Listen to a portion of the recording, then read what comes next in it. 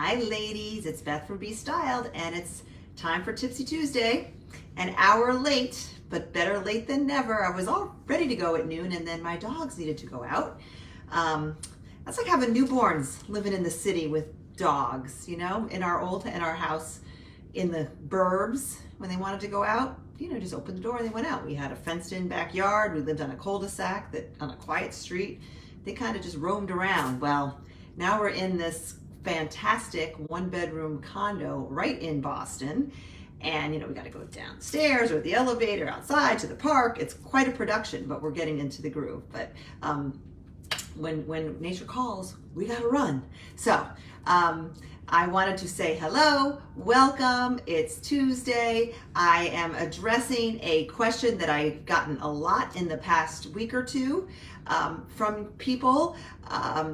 If you don't know me, if you're new here, my name is Beth Roy, founder of Be Styled Personal Styling. I help women primarily over 40, 50, 60 and beyond simplify style, simplify fashion, simplify their wardrobes so they can just get dressed. So thank you for joining. And if you don't know, in a nutshell, my husband and I just sold our family home of 23 years in the suburbs of Boston, the western suburbs.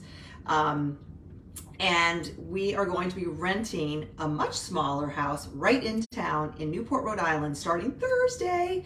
But in the meantime, between closing on the house and the Newport house being ready, we have been living in this fabulous one-bedroom condo in Charlestown in Boston that my dear friend has lent to us while she's elsewhere for this week, and we are having the time of our lives. I feel like it's like a working vacation because we're both technically working, but we've been going out to dinner every night. We have not been in a car yet. We have not been in an Uber yet. We walk everywhere. My white sneakers are my best friends. And we're just, every night we go to a different part of the city and explore. And then all weekend we did the same thing. It's just been fabulous. But that's just a little background on who I am and why I'm talking about downsizing, because it's a hot topic for me. It may be a hot topic for you. It might not be. But I know a lot of us in our demographic are downsizing. Maybe you're retiring, maybe you're transitioning, maybe you're, going through a divorce or remarriage or, any number of things, life changes that make you think, all right, it's time to reevaluate all my stuff and how much stuff I have and how much it is maybe burdening me. So, that's been a hot topic for me. I just went through that pretty big house that we lived in for 23 years, 3 sons. Everything had to go because we are going into a rental. We're not furnishing a new house. So we have some stuff, some special things in storage, but for the most part, we sold, donated, got rid of pretty much everything. And that's unusual, I know. Most of the time you're putting in a moving van and moving. But what I would caution you is before you get to the point where, yes, it's time to move, do some groundwork. Do yourself a favor, do your kids a favor, do your mental health a favor, and start now. Start thinking about your, accumulation of stuff, your storage of stuff. And I have some tips that I'm going to share to help you with that really helped me. Now, I am not an organizational guru by any means, but I do have one for you. I have my favorite YouTuber. She's like the daughter-in-law I wish I had, so I will have someday. She's adorable. I don't know how old she is. She's probably in her early 30s, but she's fantastic and I love listening to her. Her name is Callie and her handle or her YouTube channel is called But First Coffee. And I'll link one of my favorite videos of hers, but you can just scroll around and see which ones resonate with you. But she's big into living in a small space. She lives in a small space with 2 little babies and her husband, and being organized, but mostly developing routines and habits that make being organized and tidy, as she calls it, easier because it's just what you do. It's not like, okay, it's Saturday, time to clean the house, which has never been fun for any of us, right? If you're my age, you might know the Fly Lady, and some of the Fly Lady mantras will resonate, will be similar to what Callie does. She had never even heard of the Fly Lady when she started to hear from people saying, oh yeah, that's what the Fly Lady says. So she has since adopted, she mentions the Fly Lady sometimes too. But Callie is fantastic. I recommend her channel. But I've learned a lot from her. So let me begin. First of all, this is for people who maybe have already done a closet edit. I talk about the closet edit all the time. That's kind of the first step. If your closet is bursting at the seams and you just have so much stuff and half of it you don't even like, that's another story. That's for another day. And I do recommend my $27 closet edit boot camp as a great place to start if you need like a kick in the pants, some motivation, some skin in the game, some direction, some accountability. I recommend doing that if you're starting from scratch. But this is for all of us who I've been hearing from who say, you know, I've done that closet edit, but I still have so much stuff. Okay, and maybe you're not moving, so you're not under the gun like I was to get rid of and downsize stuff. But maybe you want to anyway. Maybe you want to just simplify your life and your belongings a little bit. So here are some tips. Okay, you've already checked, you've done the closet edit. So anything that's clearly just junk that doesn't belong in your life, you've gotten rid of. You gotta do that first, ladies. It's no fun, but you gotta do that first. Then you gotta stop bringing new stuff in, okay? Very important. No style problem for the most part. Very few style problems or clutter problems or, you know, too much stuff problems have ever been fixed by buying more stuff. Okay, like raise your hand if you're like me, who when you think about you're doing your closet, you're like, oh, okay, well the first thing I'm gonna do is I'm gonna go to Target or go online to the Container Store or Amazon and buy all kinds of like baskets and bins and it'll be great, and you get all excited, like that part sounds fun. No, you gotta do the work first. You gotta do the purging. So that's first things first before you buy anything. And I want to talk a little bit about what I went through selling my house. Because if you've ever sold a house or if you're planning on selling a house, there's this thing called staging that is magical. And when they stage your house to sell it, do you think they tell you, oh Beth, you need to go shopping and go buy some new furniture, buy some like dried flowers? No. They're telling you, Beth, get it out before the stager comes in. Clear it out. Take the stuff off the walls. Have maybe one picture on the wall, not a million pictures on the wall. It's just more pleasing to the eye. It's more relaxing. It's more zen. Okay, so when you think about your closet, when you think about any project in your house, think about what would a stager say. Now, granted, staging also is meant to sell your house, so it's not necessarily going to look like your house at the end of the day, because it's going to look like it's going to appeal to anyone. So all your personal stuff is gone. I'm not telling you to get rid of all your personal stuff and all your great artwork, but but get into that mindset of, is this pleasing to the eye or is there just too much stuff? One of my favorite decorators that I follow, I'll give her a shout out too. Her name is Pam Mitchell, I think, from I Pick Paint Color.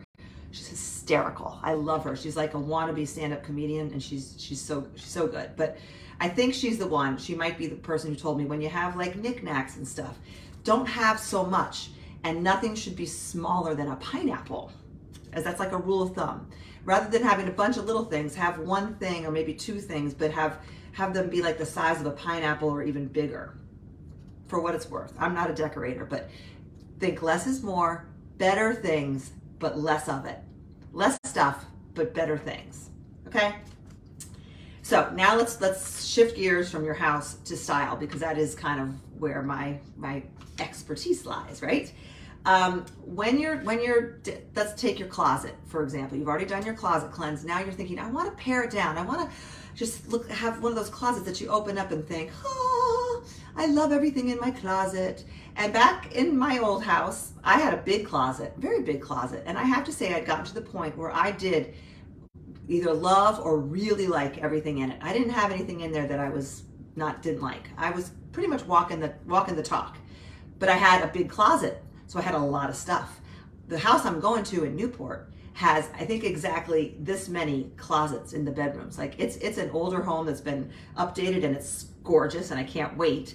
Talk about decorated. It's beautifully decorated and very just well done, but there's no closets. There's no like, open the door, here's your closet. There's might be a bureau in every room. But my understanding is if there's a closet, I will be pleasantly surprised, but I'm going into it expecting 0 closets. because it's an in-town Newport house. They didn't have closets back then. But we do have some extra space. We do have great basement space for storage. So overflow things I will organize down in the basement.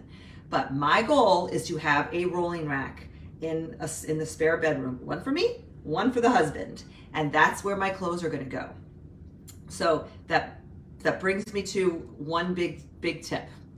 And that is, think about a receptacle. Think about a finite container, receptacle area of your closet. And if your closet is enormous and you're trying to downsize it, think about, take just a section of the closet and say, okay, let's just pretend this was my entire closet. What's gonna go in there? And create yourself a little capsule wardrobe. And that's what I help people with the style system that's starting in February, in the fall, in early September. It's still summer, ladies. September 22nd is the first day of fall. It's still summer, but it will be coming out in early September, so you can plan and get ready. But we're going to be talking about this concept of, you know, a true fall capsule wardrobe, and that's a great first step to help you whittle down all your stuff. So whether you're talking about your hanging clothes, which I recommend hanging as much of your clothes as possible. It's just easier to see, easier to access. You know, obviously big bulky sweaters, your workout clothes, your pajamas, you're not going to hang, but almost everything else, like t-shirts I hang, cardigans I hang, sweaters that will work on a hanger I hang, jeans I fold, most of my pants I hang. So hanging is good. And think about creating a smaller space, and it all goes in that space. And if it doesn't fit, it has to go into an overflow closet that you're allowed to have. I'm not telling you to get rid of everything else at this point, but it goes into an overflow closet. It goes into storage only if you really do like it and you really do think you're going to want to cycle it back in. But for your main capsule, have it fit into a small space. That applies to, you know, a favorite customer friend of mine that I was talking to this week was like, you know, Beth, I have like 20 handbags, and for the past 6 months I've used one of them. You know, but I have all these handbags, and you know, why am I having such a hard time making decisions about these handbags? I make big decisions in my job all the time. Why is it so hard to decide on a handbag? And the advice I took for myself for things like handbags and shoes, which are big offenders, a lot of people collect those things because they always fit and they're fun and they're functional, but you can have too many of them. Pick a receptacle. If it's handbags, maybe it's a nice bin, and a reasonable size bin, and not 10 of them. One bin, if you can do it. That's what I did. I have one bin, it's about this big, and I said, okay, only the handbags that fit in this bin go, make the cut. And that took it, and if there weren't going to be duplicates, you don't need 3 black crossbody bags in 3 different sizes that are close to each other, that are all like leather or faux leather. That's redundant. You want to eliminate the obvious redundancies, okay? If you're really not sure, again, pick the best and put it in the designated receptacle, and put the others that you still really love, that maybe were, you know, great bags that you might get bored of this one, so you want to cycle it in, put it in another receptacle, mark it, label it, and get it out of there. Get it out of your closet, get it into the basement, the attic, your kid's closet, somewhere else. And then eventually you're gonna have to go through that. If you never reach into it, chances are it can be donated, it can be consigned, it can be given to your girlfriend who might love it. But handbags are a big one. They take up a lot of space, and we kind of use the same ones all the time, right? The good ones. Same with shoes. Same with shoes. They take up a lot of space, really, and you only need a few pairs of really good shoes, especially for our aging feet. You don't need all these stilettos and heels and this and that. You know, I'm kind of a minimalist when it comes to shoes. You know, you need 1 pair of dressy shoes. You need a pair of flats in a neutral color and maybe black. Maybe you need a fun pair of flats if you really want to. You need a great pair of white sneakers. Yes, you do. You need your running exercise shoes. And then, you know, in the fall, you need booties, and you need maybe tall boots. You need snow boots. In the summer, you need flat sandals, maybe a low heel sandal. Neutral colors, maybe black thrown in there if you wear a lot of black. Am I missing anything? Maybe you need a pair of great pumps that fit your feet, that aren't too high. If you don't like heels, maybe they're a kitten heel for work, or for going to a funeral. You know, one in black, one in a neutral, nude to you color. Okay, anything else beyond that is superfluous, okay? If there's just a shoe that you love that's like blue and it's got some doodads on it and you love it and it makes you so happy and you dream about it, of course you're gonna keep those. And then guess what? You have to wear them. You have to wear them. You know, don't just save them, wear them. Okay, so pick if your house is big, if you have a lot of space but you want to narrow things down, force yourself. Be a parent.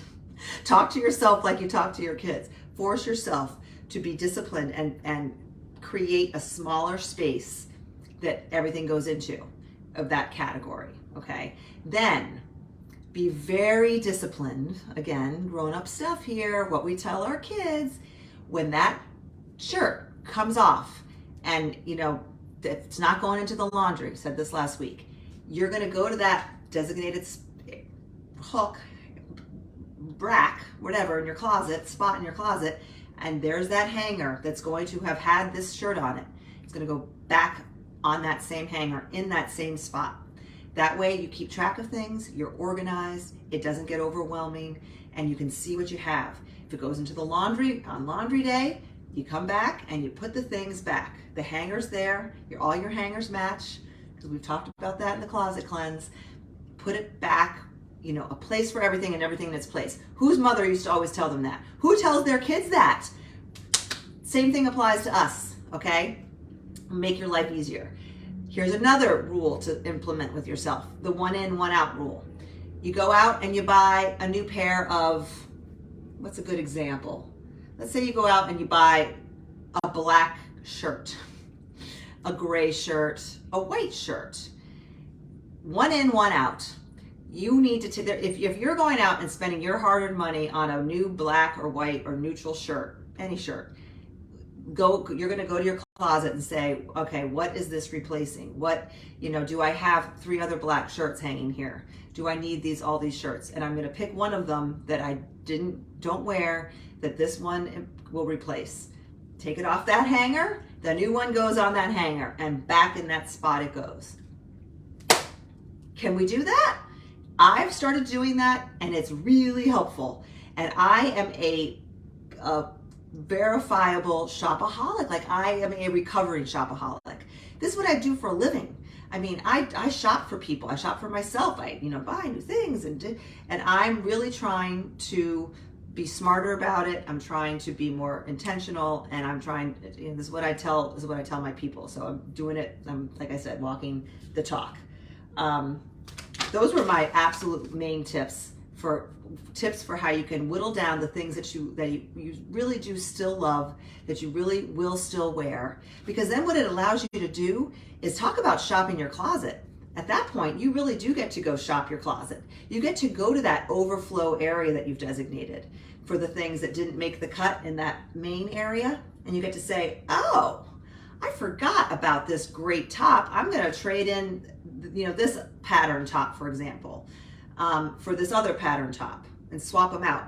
And it's like you got a new pattern top, right? Which brings me to another thing I'm doing, another strategy when it comes to your whittling down your wardrobe and having a really functional, really versatile, smaller wardrobe. And it is focusing on your neutrals, creating your neutral palette, whether it's, you know, grays and navies and whites for some people, or tans and creams and browns for somebody else, or something in between, or a mix of the two. Whatever your neutral palette is, that's going to be the true foundation of your wardrobe. And then think about your neutrals and having mix and match neutrals, okay? And then having a really tight collection of color accents. Not every color in the rainbow, which is what I've always had, every color in the rainbow, pretty much.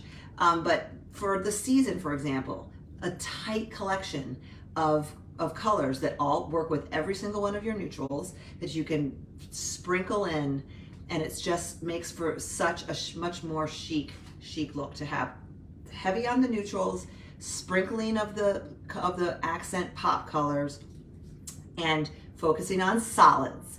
Solids, you know, are just more versatile, all right? And they're just, it's just a cleaner, chicer look, especially if, like a lot of you, love a more classic look. Now, am I saying you can't have patterns? A lot of people love pattern. They love color and pattern, and you've got to be true to your style. And what I would suggest though is to make sure your patterns are versatile, that they work with all your neutral pieces, because you're gonna be wearing, if you're wearing a lot of pattern, you've got to have a neutral foundation to work it with. Otherwise, it's just going to be like a circus, right? And it's going to be so hard. It's going to make it difficult to get dressed and make outfits. So keep your patterns within a color scheme, within, you know, the more neutral the pattern, the better. You know, for example, stripes are a very neutral pattern. Smaller florals in maybe 1 or 2 or maybe 3 colors is a more neutral floral than one in like 8 colors. Just easier to mix and match. Okay, and maybe if you have a closet full of pattern, go through and say, what are my favorites, and put those on that designated rack, and put the others away, and see if you're like, oh, I missed that pattern top, I'm gonna go pull it out and swap it in. Okay, but focusing on your solids, your neutrals, and then a capsule, say, or of accent colors that are right for you. That, you know, it's great if they're on trend, but it's more important that they're right for you, that you like them, that you feel good in them, that maybe they flatter your coloring. If you have no clue what flatters your coloring, I talk about Yourcolorgurucom. Jeannie, I love her approach. She's helped me out tremendously. Example, this lavender, not a color I used to gravitate towards. If I were picking a colored top like this, I would always go like a hot pink or a fuchsia, you know, bold jewel tones. And I learned that I still do love those, and I've never taken them. I'm never getting rid of them completely, but I've learned that these softer, more muted colors are better on my coloring. But I didn't know that, and I do this for a living. So anyway, it's yourcolorguru.com, and you can use code BStyled for 10% off any of her packages. But knowing your colors and knowing what colors, not only that you like, but that flatter you, make it easier to make those choices when you're making your little capsule in your closet, when you're making your little, you know, defined wardrobe. It's easier to pick those 2 or 3 accent colors every season when you know which ones are best for you. That's one of the reasons I love Peach so much, because they kind of do it for you every season. They create a capsule of basics and foundational pieces with just a couple accent colors. And they tend to pick colors that they're more universally flattering. They work on a lot of different color types. Or they'll have 2, you know, want 2 versions of it, but they kind of take the guesswork out of it too. This is from Peach, by the way, from the new fall collection. And they also have a bolder, deeper plum that's spectacular. Looks great with this color. But I think that sums up. Those are all my tips for today, ladies. So I'm going to see if anyone has questions. I saw a lot of you are here. Is anyone else going through what I'm going through? Leanne says, I have a big closet and do what you suggested. My current season capsule is all in one section, everything combined. I can't read the rest, but I'm sure because I know I've used Leanne as an example before of someone who does the capsule wardrobe and is disciplined about it, unlike anyone I've ever seen. Like, she really is disciplined, and she only brings things into that wardrobe that she absolutely loves, that she knows will work with what she has and with what her, you know, wardrobe aesthetic and style are.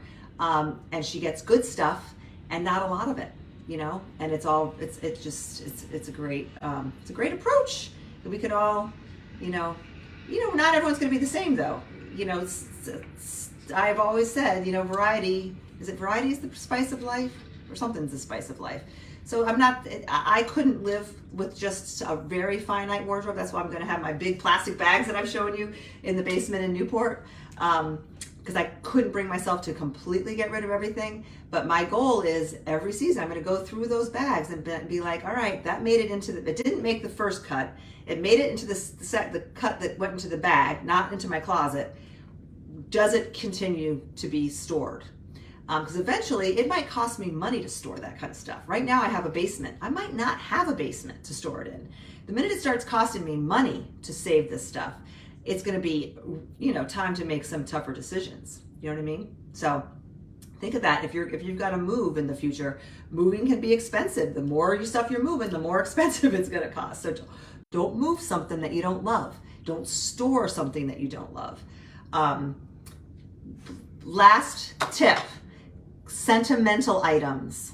That is a tough one especially if you're downsizing your house. I'll use my Mary example. God bless Mary. A lot of you know Mary. Mary, my 96, she would have been 97 on June 1st. Your old mother who lived with me for 10 years, her final 10 years, passed away just this past March. And, so she was sort of the classic minimalist in terms of her wardrobe and in terms of possessions. She did not hold on to stuff. As I was going through my house purging and stuff, I could hear her on my shoulder saying, Beth, pitch it, pitch it. That was one of her favorite expressions. Pitch it, Beth, just pitch it, pitch it. And she would, of course, she would donate, but she wasn't a keeper of things. Yet she had clothes that she would have for like 20 years because she got good stuff that fit her classic style that she wore year in and year out. So going through her closet was emotional, but it wasn't overwhelming, and it was kind of fun because I was like, oh, here's her, I'm gonna get all choked up. Here's her, her favorite jacket. It's much more special to have like one or two favorite jackets than to go through your closet and be like, oh, here are my collection of 60 jackets, exaggeration. You know what I mean? Think special, and think of the favor you're doing your kids, when they're going through your stuff. I don't want to get morbid, but there's something called Swedish death cleaning. Read that book. That'll get you thinking. But going through Mary's closet was sort of joyful for me, I have to say. It really was, because it wasn't overwhelming. It was one little closet, and it was kind of fun because I had like memories and stories for almost every piece of clothing back from when I was a kid. Like, she had a red sweater that I remember her wearing when I was in 4th grade. I'm not kidding, okay? But I couldn't keep all this stuff. As much as I loved it, I couldn't keep it. It was good stuff, so I donated it to a women's shelter. Some of it went to Dress for Success. So I donated it, and then I said, okay, what do I want to keep? And ironically, here's something that I kept, and this wasn't even old. This is actually a peach jacket. It's like she loved this jacket. She had it in 2 colors, this color and this rosy pink. And I kept both of them, and I still wear this one. And I kept the rosy pink one too, and I do wear it sometimes. But she loved them, I love them, so I wear them. And but that's 2 things that I kept, and then I kept a necklace or 2.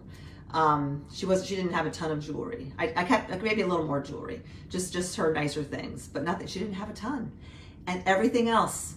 And I did it in a half a day. Now I know that's not realistic for many of us, but the point of that whole story is less stuff, and the really special stuff is better to keep than trunks and trunks and boxes of your kids' artwork, and your kids are 25 years old.